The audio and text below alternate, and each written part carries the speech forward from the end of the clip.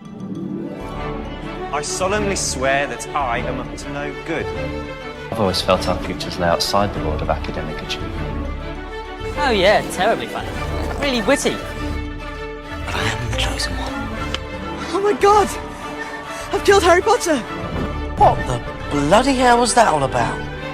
You know the prefect's bathroom on the 5th floor? Quidditch is easy enough to understand.